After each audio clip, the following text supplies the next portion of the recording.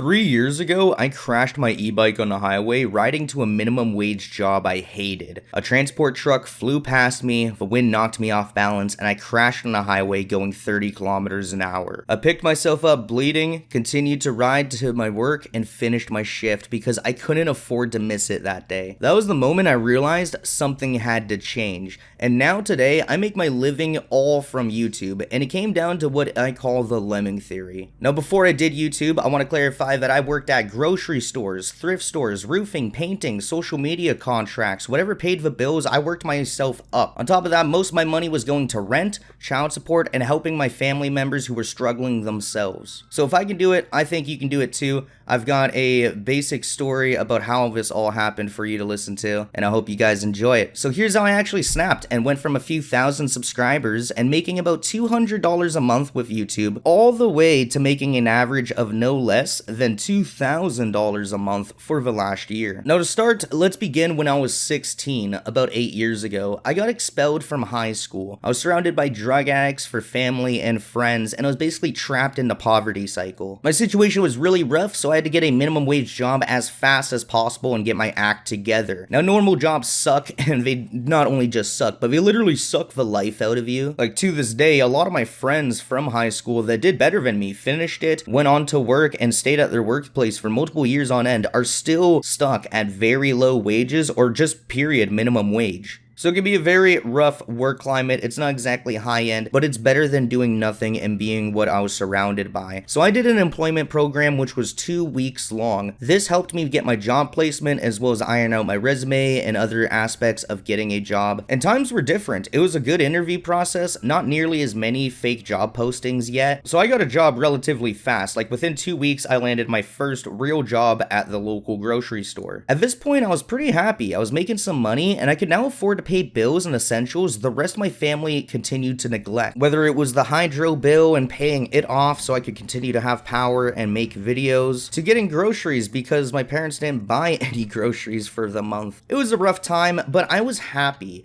I was making some money and I could afford to put food on the table. But then COVID hit. My hours dropped. I used to get on average about 20 hours a week, which was good for part-time. But this went down to about 5 to 10 hours a week. For example, most full, all-day shifts are about 8 hours long, and that paid about $140 before tax. After deductions, though, it's closer to $100. You take that $100 and remind yourself that you need to pay for gas to get to work, as well as your lunch for the day. And when you're only working 1 to 2 days a week because you don't have many hours, I was literally at a point where I would have made more money if I stayed on welfare or Ontario Works, but I stayed at my job waiting until summertime, waiting until hours got better, and waiting until a different employer took notice of my skill set. Now, I'll be honest, this was a really rough time for me. I was drinking as much as possible every day after work. It was like nothing productive. Maybe the odd day I'd try to get a video done, but for a few months, it was just entrapping me in a cycle. Now, flash forward to a few years later, my house is now burnt down, I'm living somewhere else, I'm now paying rent, and my job still sucks. I also broke my wrist around this time, which is a story for a different time,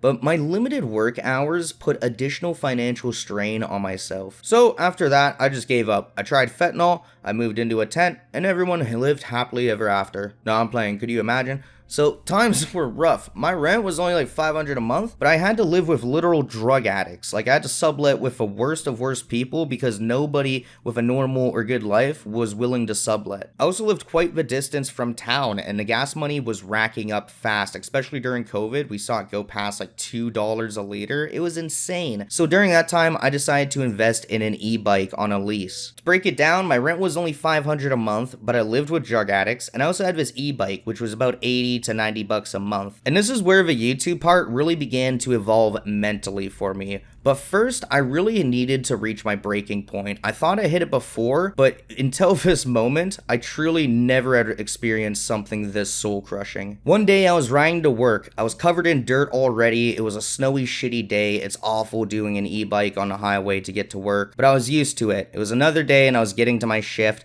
and a 16-wheeler drove by me. Now, the turbulence from the wind ended up knocking me off balance, and I wiped out going about 30 kilometers at a time. That wipeout put me into pain for weeks, but that first day was hell.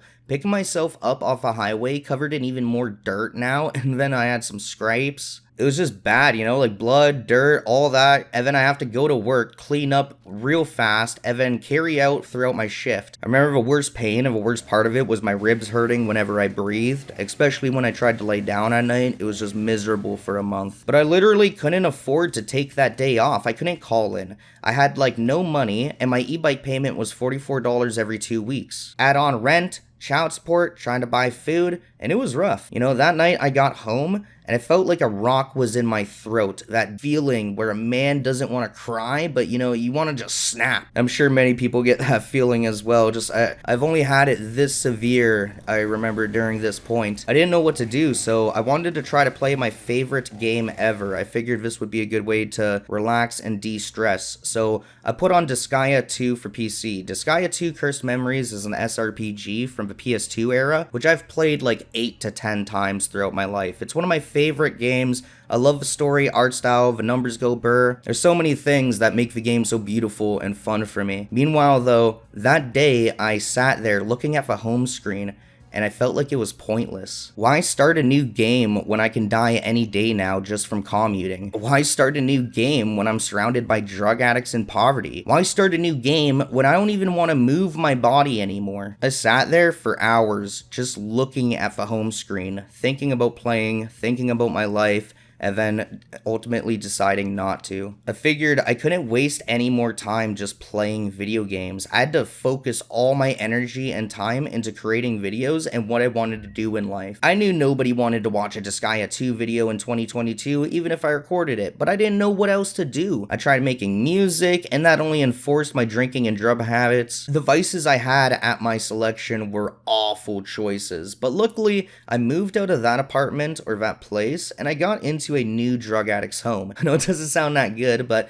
they lived right in town, so now I could get to work by walking. I got out of that option of getting hurt by commute. And that was very big for me. That was a very big value for my life. I was paying the same amount of rent. I have the same type of situation, but now I don't have to deal with an e-bike on a highway struggle. But it was during this time that my channel was sitting in a flat state. I remember telling my girlfriend at the time that I was disappointed with the channel because it only got 10,000 views that month. She responded something like, imagine getting upset because you only got 10,000 views. And yeah, I got the point, but it's 10,000 views ain't nothing. That's $10 ad rate. I gotta get my bread up, yo. I wanted to aspire for much more than just 10,000 views a month. I had way higher months. It's just, it'd been time since I had really made some great content. Even though my living situation wasn't still perfect, I found a better job that was on the horizon. It took me months to get it. I did the interview and then they had to wait until grants came in, but it basically guaranteed me 35 hours a week. So just about full-time, 5 days a week,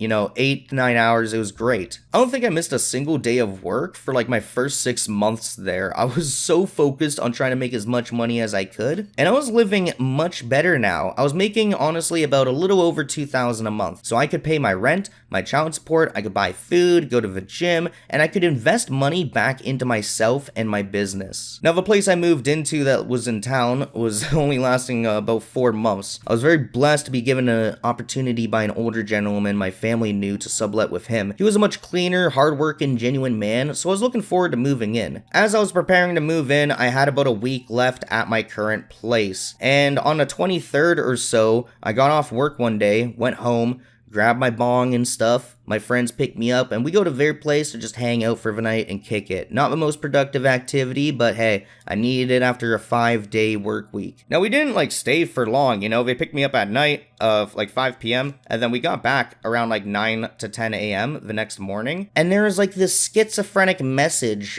put on the door basically saying it's back to school season, go back to school. And the locks were changed, of course, and he wouldn't let me in. I tried banging on the door for about 10 minutes and he wouldn't come out. I could see him in the window, looking, peeking, seeing that I'm out there, just waiting for me to go away. So I had to force my way into my own apartment I was renting. When I got in, my stuff was all over the apartment. Computer unplugged, basically, he was ready to sell all my shit. So I took what I could and I fitted in the back of my friend's truck and I got to my new place with the old man. From this point, I had a somewhat stable living condition. You know, things were not easy and I spent a lot of time working and was very mentally exhausted after work. Drinking, smoking, and just kind of giving up became the norm a lot of days. And it was around that point I remember feeling like a Lemmings from the video game, just a random dude, no different than the rest, following a path to either doom or the next level. I realized that instead of being the lemming, I needed to become the player. Things like depression, anxiety, and feeling pressure when I was in public held me back from becoming a better person. You know, I'd never really taken pride in much of the things that I had, but now that I had a nice small room, a bed, a desk, a computer, and just a good job, I was really grateful and starting to really build that confidence that I never built when I was younger. You know, there's photos on my main channel on Cool Kid Croc of me getting off work, starting to edit around dinner time, all the way until 4 a.m. and I did this constantly. Like, my girl used to think I was crazy when she met me,